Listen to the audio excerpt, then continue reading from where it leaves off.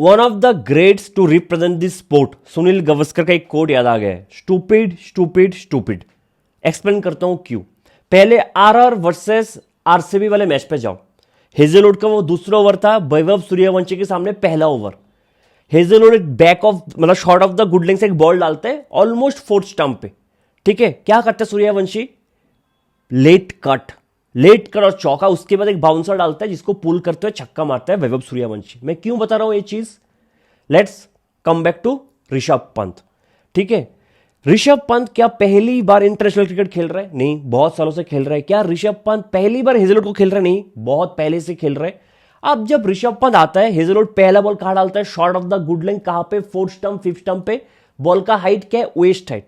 मैं हाईलाइट कर रहा हूं, वेस्ट हाइट पे बॉल है, ठीक है। Short of the good length, bouncer नहीं है, शॉर्ट बॉल नहीं है, short of the good length. पहला बॉल पुल करने की कोशिश किया, फुल स्विंग से कनेक्ट नहीं हो पाया। दूसरा बॉल सेम लेंथ पे, same ball, fourth stump, fifth stump, waist height, full swing से पुल करने की कोशिश किया, कनेक्ट नहीं हो पाया। थर्ड बॉल सेम लेंथ से, सेम हाइट पे बॉल फिनिश होता है।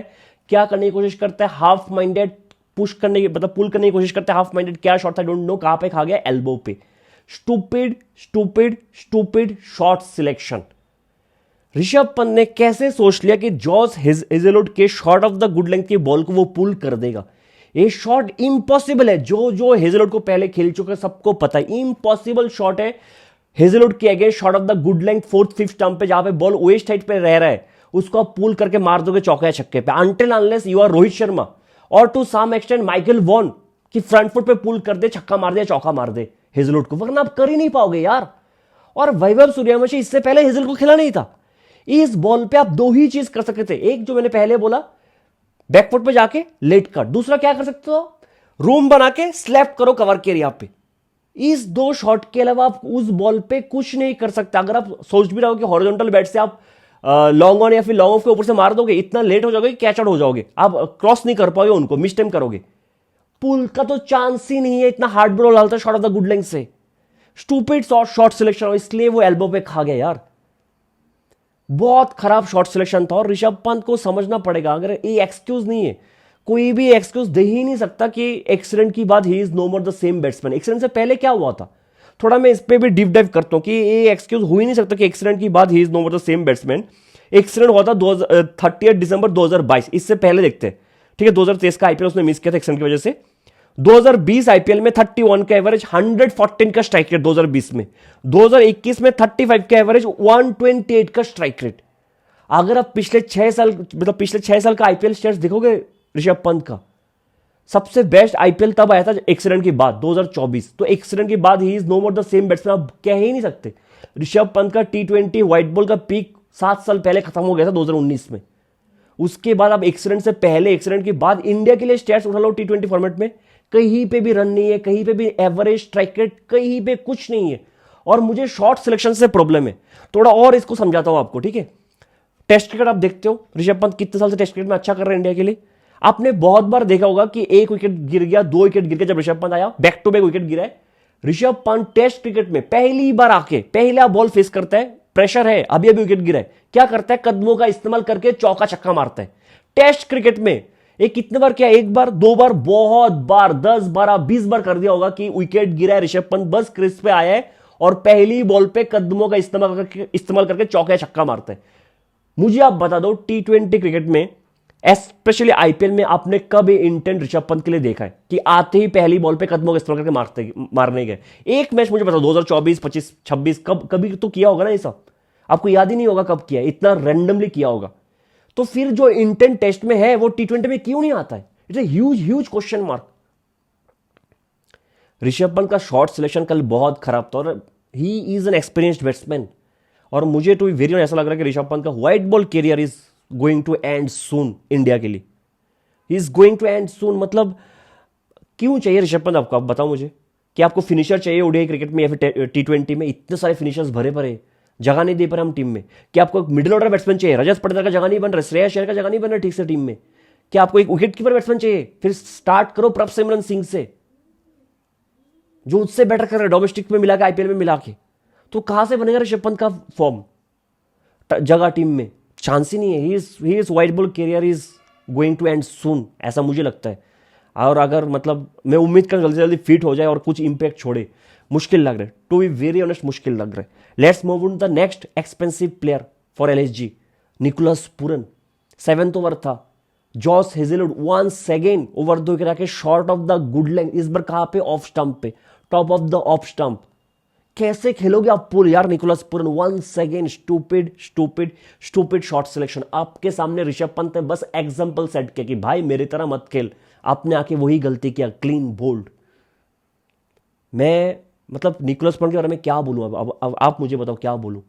इतना घटिया फ्रेंचाइज है, प्राइस टैग देख के कैप्टन डिसाइड करता है। ऋषभ पंत इंजर्ड हुआ, कैप्टन स्टैंडिंग कैप्टन कौन होना चाहिए? आपके पास एडन मार्करम है, आपके पास मिचेल मार्श, स्टैंडिंग कैप्टन कौन होता है? Nicholas Pooran. किस बेसिस पे? क्योंकि सेकंड मोस्ट एक्सपेंसिव प्लेयर है। इस साल आईपीएल में 8 का एवरेज, 76 का स्ट्राइक रेट। ऐसे टी20 में 16 का एवरेज था। आईएल टी20 में 117 का स्ट्राइक रेट था निकोलस पूरन का। स्टैंडिंग कैप्टन वो है, समझ रहे हो आप? एडन मतलब बैठा है इस टीम में। और मैं और एक शॉकिंग चीज बोलता हूं निकोलस पूरन के बारे में आपको। कल आपने ये पिक्चर देख लो पहले आप, ठीक है? बॉल कहां पे है? निकोलस पूरन के 2 हाथ के बीच जोर से पकड़ा हुआ है, फिंगर्स अराउंड द बॉल। ये बॉल हाथ के बाहर कैसा जा सकता है मुझे बताओ? कोई लात मार दे निकोलस पूरन के हाथ में, बॉल निकल गया, ठीक है? निकोलस पूरन मूव होता है और बॉल हाथ से निकल के पीछे से चला जाता है उड़ के, और एक रन बैट्समैन एक्स्ट्रा भागता है। कुछ तो फिशी है निकोलस पूरन की बिहेवियर में, आई don't know what it is. कुछ तो फिशी है, बॉल हाथ से निकल ही नहीं सकता, जबकि निकल गया हाथ से। नेक्स्ट पिक्चर में आप देखोगे बॉल हाथ में है भी नहीं। आई मीन वेरी सैड, ठीक है? तीसरे बैट्समैन में ना मैं बाद में आऊंगा, और एक बैट्समैन है जिसके बारे में बात करना पड़ेगा, ठीक है? बट थोड़ा बहुत मैं आरसीबी की बॉलिंग से स्टार्ट करता हूं। इन दोनों का मुझे नहीं लगता इस टीम में जगह बनना चाहिए। मैं पहले भी कह चुका हूं जब मैं रिव्यू वीडियो बनाना था एलएसजी का, कि अगर 7 मैच पे आपका रिजल्ट बहुत खराब है एज ए टीम एलएसजी का, तो फिर आप mid season always you can make Aiden Markram the captain और Mitchell Marsh in that case, आपको जो बेटर लगे, ठीक है? मैं उम्मीद करता हूं ऋषभ पंत फिट होकर वापस आए और कुछ इंपैक्ट छोड़े। एज ए बैट्समैन अगर आपको लगता है कि वो अच्छा कर सकता है तो खेलने दो एज ए बैट्समैन, कैप्टन से जाना दो। क्यों बनना है कैप्टन सबको, मुझे समझ में नहीं आता है, ठीक है? But let's move on. किससे स्टार्ट करें बताओ? आरसीबी के किससे स्टार्ट करूंगा? हेजलवुड से नहीं, भुवनेश्वर कुमार से नहीं, सीधा राशिद सलामदार, सीधा राशिद सलामदार। मैंने पहले भी कहा आरसीबी को फर्क ही नहीं पड़ता कौन इंजर्ड हो गया, कौन खेल नहीं रहा है। उनका बैकअप के प्लेयर्स इतने हेवी है ना, कोई भी आके परफॉर्म कर सकता है, ठीक है? पहले में मुझे आपका एक हेल्प चाहिए होगा, ठीक है? सबने कहा कि एडन मार्करम जिस बॉल पे आउट हुआ वो खराब बॉल था, full toss down the leg, उस पर वो कैसे आउट हो सकता है? लेकिन इधर एक ट्विस्ट है और मुझे आपका हेल्प चाहिए। क्या होता है जब कोई बॉलर स्लो बॉल डालता है, ठीक है, तो बैट आपका स्लो आना चाहिए। अगर बैट पहले आ जाएगा तभी हम कहते हैं कि स्लोअर वन से डिसीव हो गया, बैट पहले आ गया, बॉल बाद में आया, आउटसाइड एज इनसाइड एज जो भी लगा, टॉप एज जो भी लगा, ठीक है? और अगर पेस ऑन डिलीवरी है स्पीड के साथ, आपका बैट भी जल्दी, जितना जितना पेस से बॉल है उतना जल्दी आना चाहिए। फिर वही बात है टाइमिंग की बात, ठीक है? अगर आप देखोगे राशिद सलाम जिस बॉल पे मार्करम को आउट किया, उससे पहला वाला बॉल स्लोअर वन था, और जिस बॉल पे आउट है वो पेस ऑन डिलीवरी था 135 किलोमीटर पर आवर के आसपास, लेकिन मार्करम का बैट पहले आ जाता है। To me this was a surprise, specially slower one को अगर आप पिक नहीं करोगे तो आपका बैट पहले आता है, क्योंकि बॉल स्लो है, हवा में धीरे से आ रहा है, या फिर पिच पे गिर के धीरे से आ रहा है, तो बॉल धीरे आएगा, बैट पहले आ गया, आउट। वो पेस ऑन डिलीवरी था, लेकिन मार्करम का बैट पहले आ गया और मार्करम आउट हुआ। वो बॉल बिल्कुल खराब नहीं था। मुझे पता नहीं है राशिद सलाम ने क्या हवे में क्या किया कि पेस तो 135 था, लेकिन बॉल हवे में रुक के आया है, या फिर कोई एक्शन में कुछ था जहां पे मार्करम डिसीव हुआ है। वो पेस ऑन डिलीवरी था, मार्करम ने पता था पेस ऑन डिलीवरी है फिर भी बैट पहले आ गया, जहां पे वो आउट हो गया। और मैं इसलिए कह रहा हूं कि वो इंटेंशनल डिलीवरी है। अगर पावर प्ले का लास्ट ओवर आपने देखा होगा, राशिद सलाम का वो ओवर था 6th over, 5th point 3rd ball, ठीक है? निकोलस पूरन को सेम फुल टॉस डालता है, निकोलस पूरन का बैट पहले आ जाता है, बॉल बाद में आता है। बॉल का स्पीड क्या है? 134 kilometre per hour, pace on delivery, लेकिन बैट्समैन का बैट दोनों बार पहले आ गया। तो कुछ तो हवा में कर रहे हैं, I don't know what Rashid Salam is doing, but one second, उसको पता है कि उसको स्विंग नहीं मिल रहा है, उसको लेटरल मूवमेंट नहीं मिल रहा है। वो क्या किया पावर प्ले के 2 ओवर में? यॉर्कर डाला है, back of the hand slower one डाला है, ऑफ कटर डाला है, बाउंसर डाला है, जो है उसके पास सब डाला है। ही वॉज आउटस्टैंडिंग, चारों विकेट उसने लिया, बेहतरीन बॉलिंग की है, ठीक है? वंस अगेन रजत पाटीदार के बारे में बात करना पड़ेगा। क्या कैप्टन है यार। जब 7th ओवर में पूरन आउट हुआ, बदूनी आया था बैटिंग करने, हेजलवुड का वो ओवर था, तो 7th ओवर मतलब पावर प्ले खत्म, 30 यार्ड सर्कल के बाहर कितने फील्डर हो सकते हैं? 5 फील्डर। जब आयुष बदू ने आया कल, जाकर एक बार नोटिस करो कितने फील्डर बाहर था, सिर्फ 3 ही फील्डर बाहर था। एक शॉर्ट लेग आ गया था, सिर्फ 3 ही फील्डर बाहर था। इतना अटैकिंग कैप्टनसी है, 5 फील्डर बाहर रख सकते हो, 2 फील्डर एक्स्ट्रा अंदर रखा है, ठीक है।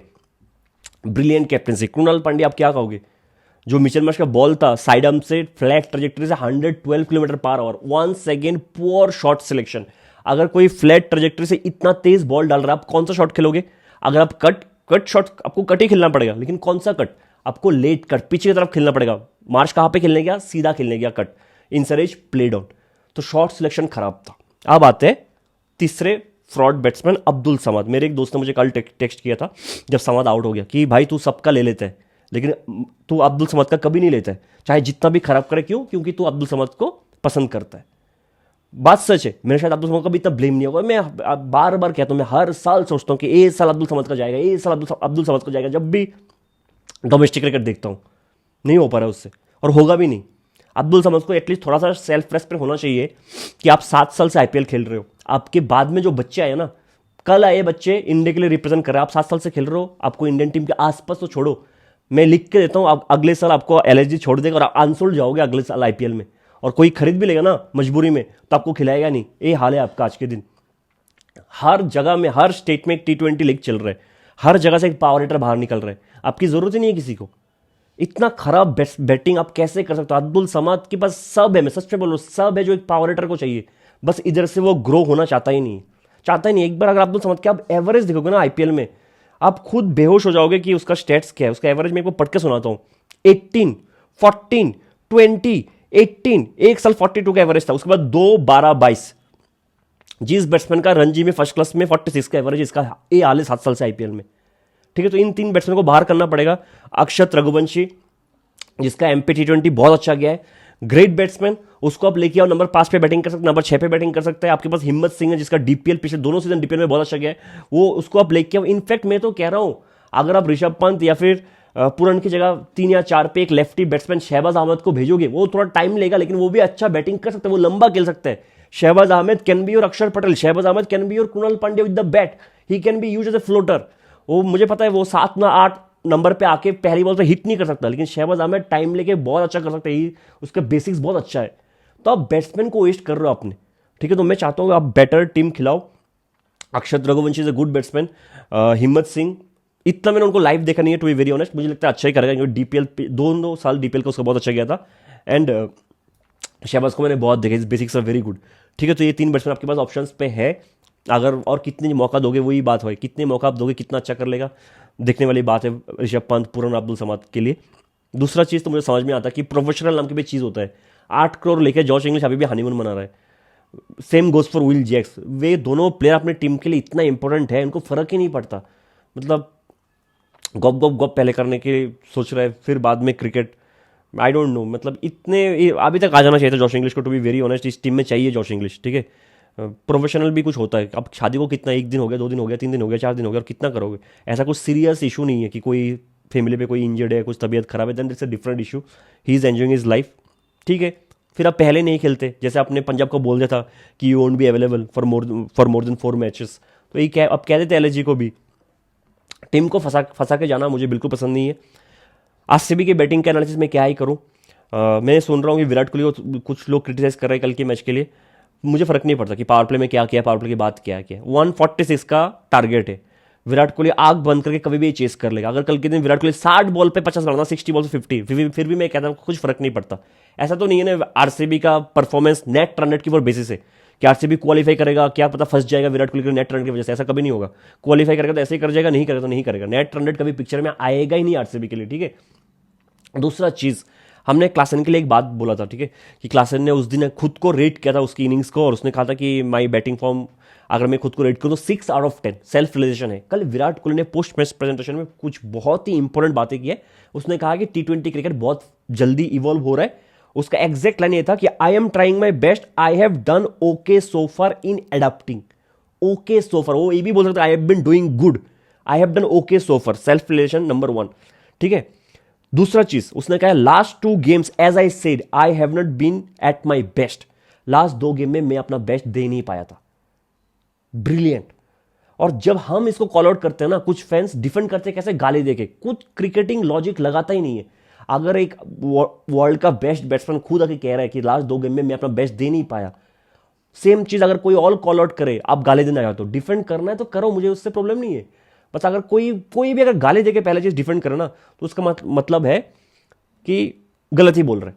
ठीक है, डिफेंड करने के लिए गाली देने की बिल्कुल जरूरत नहीं है। ठीक है, और मुझे जान के खुश हुआ कि he has been trying his best to adopt. और आसान बिल्कुल नहीं होता एक 3 फॉर्मेट प्लेयर को मतलब for the longest time he was a 3 format player and he was doing great. फिर T20 क्रिकेट जिस हिसाब से आगे बढ़ा है, उस हिसाब से खुद को इवॉल्व करने के लिए बहुत टाइम चाहिए, बहुत कुछ चेंज करना पड़ता है। एंड विराट कोहली, ये तो मैं हमेशा मानता हूँ, हमेशा मैं रिग्रेट करूंगा कि IPL करियर को अच्छा करने के लिए, T20 में अच्छा बनने के लिए इन्होंने अपना टेस्ट करियर को सेक्रीफाइस किया है विदाउट एनी डाउट। ठीक है, बट ठीक, अच्छा कर रहे हैं। रजत और जितेश के बारे में मैं बात भी नहीं करूंगा, इनका रोज का काम है मारना पीटना। ठीक है, रजत जिस फॉर्म में है, जितेश का मुझे सिर्फ ये देखना है जब जिस दिन प्रेशर पे आएगा उस दिन क्या करते हैं। इस साल अभी तक वो प्रेशर जितेश पे आया नहीं है, बाकी इस मैच पे कुछ नहीं था। भुवनेश्वर कुमार के बारे में मैं क्या बोलूं, भुवनेश्वर कुमार ऐसा बॉलर है, अपना काम करके चुपचाप निकल जाता है, किसी को पता भी नहीं लगता। जिस दिन भुवनेश्वर कुमार 5 विकेट लेगा उस दिन भी किसी को पता नहीं लगेगा। जिस दिन भुवनेश्वर कुमार 4 ओवर पे 50 देगा उस दिन भी किसी को पता नहीं लगेगा। इतना शांत रहता है वो आदमी। तो ही हैज़ बिन डूइंग गुड। बहुत ईजी मैच था RCB के लिए, जैसा हमें लगा था। आज एक मैच है Mumbai Indians versus Punjab Kings. बहुत प्रेशर रहेगा मुंबई पे। ठीक है, बैक टू बैक 3 मैच हार के आ रहा है और पंजाब एक ऐसा टीम है, मतलब बहुत मुश्किल होगा उनको हराना। आपको आपका बेस्ट क्रिकेट से भी बेस्ट खेलना पड़ेगा पंजाब को हराने के लिए। रोहित शर्मा शायद इस मैच के लिए अवेलेबल नहीं है, तो प्लेइंग 11 में कम से कम, प्लेइंग 12 में कम से कम 2 से 3 चेंजेस तो होगा ही होगा, क्योंकि रोहित शर्मा जाने से डिकॉक आ जाएगा, मतलब एक ओवरसीज ओपनर। तो डिकॉक विद ट्रिकल्टन, आपका 3rd ओवरसीज हो गया शर्फिन रदरफर्ड। जितना मैंने सुना है विल जैक्स कल सुबह ही निकल चुका है, तो आज तक वो होना चाहिए। अगर नहीं भी खेलता होगा तो विल जैक्स मेरा 4th ओवरसीज प्लेयर, नहीं होगा तो सेंटनर। इसका मतलब है ट्रेंट बोल्ट को बाहर जाना पड़ेगा, वो भी प्रॉब्लम नहीं है मेरे हिसाब से, क्योंकि ट्रेंट बोल्ट जिस फॉर्म पे है उसको बाहर जाना ऐसे भी बनता है। ठीक है, तो अश्विनी कुमार आ जाएगा। प्लेइंग 12 मुंबई का हमेशा स्ट्रांग है। प्रॉब्लम कहाँ है मुंबई का, अब मुझे ये बताओ। प्रॉब्लम है उनका स्पिन यूनिट इतना खराब चल रहा है, और पंजाब एक ऐसा टीम है वो अच्छे अच्छे स्पिनर को इतना मारता है। अगर आपका स्पिन यूनिट आज क्लिक नहीं करेगा वानखेड़े पे, फाड़ के रख देगा पंजाब के बैट्समैन।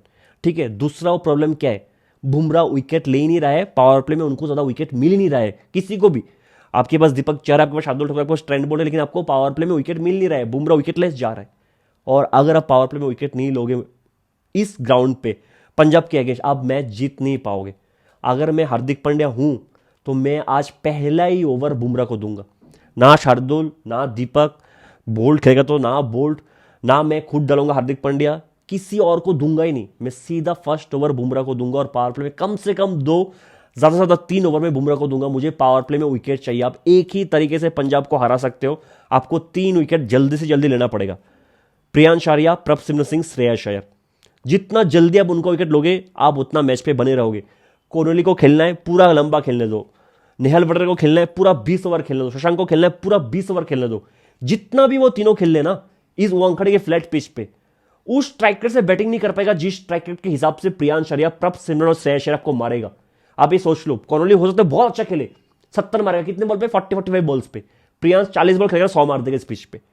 तो आपको ये समझना पड़ेगा, आपके लिए 3 विकेट बहुत इंपॉर्टेंट है। दूसरा एक चीज, पंजाब को वीकनेस क्या है, मुझे ऐसा लगता है कि अभी तक नेहल वटेर क्लिक नहीं किया, और मेरे हिसाब से आज के दिन विष्णु विनोद को होना चाहिए। लेकिन शायद पंजाब का माइंडसेट है कि टीम अच्छा खेल रहा है तो चेंज नहीं करते, Nehal Wadhera has done good before, तो शायद चेंज नहीं करेंगे। लेकिन मेरे हिसाब से विष्णु विनोद खेलना चाहिए। विष्णु विनोद का मैंने एक चीज देखा, जितने भी क्लिप्स मैंने अभी तक देखा है, कि जब जब उसका हाथ छूट जाता है बैट से वो छक्का ही होता है। ठीक है, ये इन्फॉर्मेशन मैंने आपको क्यों दिया मुझे नहीं पता, कभी खेलेगा तो नोटिस करना, जब जब हाथ छूटता है वो छक्का ही मारता है।